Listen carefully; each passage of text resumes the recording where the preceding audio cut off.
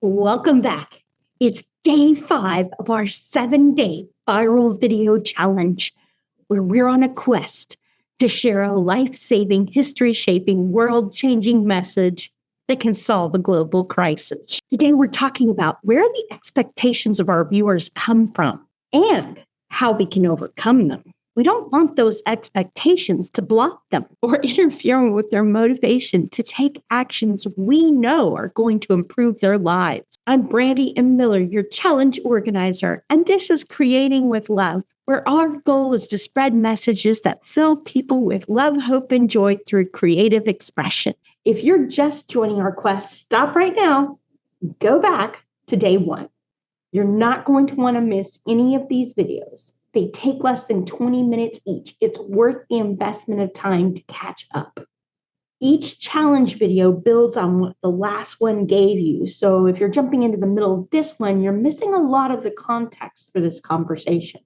Day 1, we outlined what the challenge is, our strategy, our obstacles in implementing that strategy, and how to take the lead in our comments section so we don't sabotage our success before we even have a chance to see it. Day 2, we chose the global crisis we're going to solve, reflected on why it matters to us that we solve it and how that impacts our viewers, and then talked about how to handle our own fears and anxieties and insecurities around stepping up to be seen.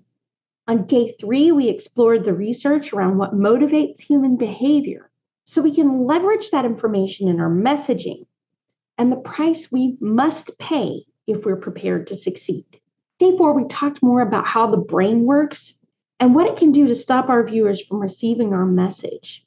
So in this video, what we're going to cover is how we overcome that. Like I said, if you haven't watched the previous videos, stop now and go do that. I do have them listed in the description below, so you don't have to go all over my channel to find them. Today's challenges and how solving that helps you. We've got to bypass the brain's barriers so we can get our listeners to open up and listen to what we actually have to say. The obstacles we face are their bias system, the pre-existing beliefs and expectations they have around the nature of the crisis, what causes it, what it takes to solve it, why nobody's solved the crisis yet, what it means to be an expert, and what qualifies someone to be an expert. What inspired me to address this challenge? Well, it all started with a book. A successful friend and CEO of mine, Joy Lynn M. Ross, brought a book to our team to evaluate for her newly launched traditional publishing branch, P2P Press. If not for my trust in Joy Lynn as someone who knew a literary gem when she read it, I probably would not have read past the first chapter of the book. My bias blocked me from being open to the message the reader was trying to share. But because of my trust in Joy Lynn as an expert, I did read past the opening chapter. During our team meeting of mixed races, classes, and genders, we were able to have one of the most open, honest, and authentic conversation about race, gender, class, and how those things shape our experiences that I've ever been privileged to join in. That book, entitled The Price We Pay, gave me hope that no matter how different our beliefs may be from those of our viewers, we can find a way past the biases to spark open, honest, genuine conversations that produce real change of heart. My proposed solution? I'm going to teach you about the techniques I've learned to rise up, RISEUP, and be seen, BESEEN. What do I mean by rise up? It's a basic framework for helping people challenge their expectations, not by telling them that they're wrong, but by helping them to see things from a new point of view. We do this by leveraging their natural curiosity around the unexpected. How? By focusing on making our message R relevant to a problem or challenge they're facing right now, so it's I interesting to them. S, seek to sincerely serve them with our message, and E, enlighten them by showing old information in a brand new light. Then we seek to unite them to a common cause in achieving our objectives. And P, partner with them in achieving our objectives. That's actually what we've been doing all along in this 7-day viral video challenge. We've been working to find a relevant problem or challenge, one that appeals to people on a global scale, so that it's interesting to them. We've been working to make sure that our message sincerely seeks to serve them, not for personal gain, but merely to help them and enlightens them, helping them to see their situation, the old information, in a whole new light, the way we see it.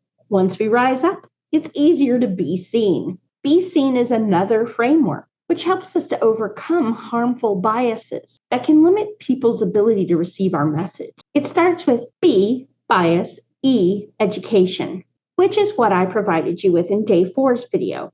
And now we learn the techniques for overcoming that bias. S, service. We need to be sincere in our efforts to serve our viewers, not with any expectation of personal gain from them, but out of a sincere desire to help them improve their lives. E, empathy, putting ourselves in their shoes and remembering what it was like for us when we were going through that same challenge. E, empowerment, sharing our message in a way that makes them feel more confident and capable of solving the problem rather than solving the problem for them.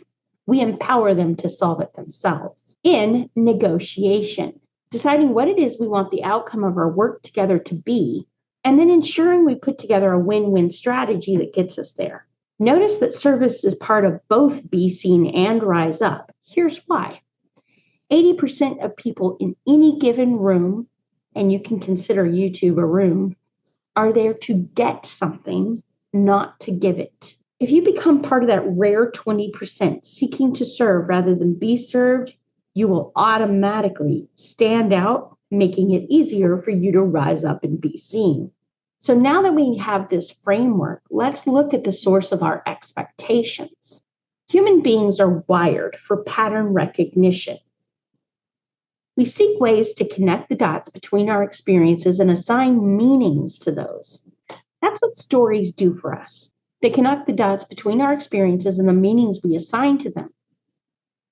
But it isn't just our own experiences that we rely upon. In fact, from birth through roughly age 22, we rely more on other people's shared experiences to form our expectations than on our own. And that's because we just don't have very many to pull from. In our family, we learn to expect both from our parents and our siblings. We learn far more from what they show us by how they treat us and one another than we do by what they say. In society, we learn what the expectations are for our behavior by people's reactions to it, and by the stories embedded in the music, art, literature, and entertainment our culture embraces. In societies where formal education is emphasized, as in Western culture, we learn from our teachers how to define each thing and person around us, set our expectations for what success should look like, and determine what is valuable along with what is not. We're rewarded with advancement in our education when we accept these things, and we're put through retraining when we reject them. Finally, if we're raised in or introduced to a religion, we'll gain many of our expectations about life and relationships from our religious leaders and from the behavior of those who follow the religion. This is especially true about our relationships with the divine, the environment, and other people, as well as what is good and bad behavior, and the rewards of good behavior versus the punishment of bad behavior. These expectations become so ingrained in us, we may not even be aware they exist or how they're shaping our behavior until someone challenges those expectations. Preparation for the journey ahead. When our expectations get challenged or disappointed, there's a natural response, anger. Our expectations are part of the bias system I talked about in the last day's video, and it's part of our survival instincts. Our brain wants to protect us from anything that threatens that bias system because that makes it harder for us to survive. So when someone challenges our bias, anger steps in to save the day by actively blocking us from receiving any information that could threaten or challenge our bias system. But sometimes those expectations need to be challenged because they're causing us to miss out on something important that could help us improve our lives, something like love. So rather than brute force attacking someone's expectations directly and upsetting the bias system, thus inciting their anger and getting caught up in a needless conflict that's going to solve nothing because they're not even able to receive what we're saying, let's rise up and be seen. What the research shows us. People tend to judge the trustworthiness of someone presenting themselves as an expert by, one, what other people's views of them happen to be, two, what the viewer knows about the person's past, and three, whether the person presents the socially accepted signs to claim an expertise. But most important of all of these things, number four, what results the person is able to produce. When it comes to trustworthiness, results trump other people's opinions, the person's past, and whether or not they meet the social standards for being an expert. Don't let your past stop you. There are ways to leverage it in your favor. Today's homework: answer the following questions in the comment section. First, decide what it is you want to accomplish with your viral video challenge. Sure, you want the viewers, but why? What's your ultimate goal for gaining them? If your answer is because you want to make money, let me encourage you to dig a little deeper. What do you want that money to do for you? What are you trying to use that money to create for yourself and your loved one? Because here's the truth. There might be a better way than money to get at it if you just let people know what it is. How is achieving the goal you set in the first part of this assignment going to help your viewer if they support you in it? That's why it's important to go past the money. People might not want to give you money, but if you tell them you're building something that they want to be part of, they might want to contribute to that. Third, what is getting that going to do for them? And fourth, how can you make sure your viewers benefit by helping you achieve it? What can you share with them that's going to change their lives for the better, whether or not they participate with you in making your vision a reality? Remember, you want to end up creating a partnership with your viewers where by working together to solve this global crisis, you both gain something you want. What's next? Now that we've got the messaging framework and we know how powerful expectations can be in stopping us, as well as how to overcome that, we're going to talk about the expectations people have about love, where those expectations come from, and how those play a role in stopping people from getting the love their heart truly desires. I'll be continuing to use my Rise Up and Be Seen frameworks as we go along. See if you can't detect where I'm doing it and how I'm incorporating those. While you're waiting, I encourage you to watch the video interview I did with the author of The Price We Pay, Nikki T. Anthony.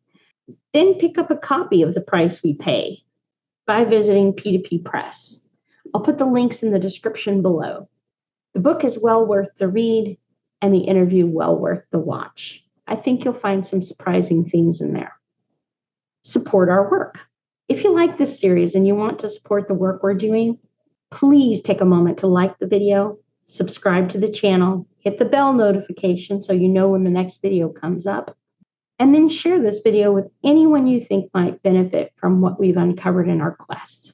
Now, if you would like more detailed information about Rise Up or Be Seen or Take the Lead, I encourage you to visit P2P Press.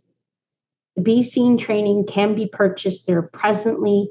We are working to record and make available Rise Up and Take the Lead. Those will be available for pre-sale soon. We're expecting to release them both in summer of 2025. Please be looking out for those. As always, thank you for watching and have a blessed day.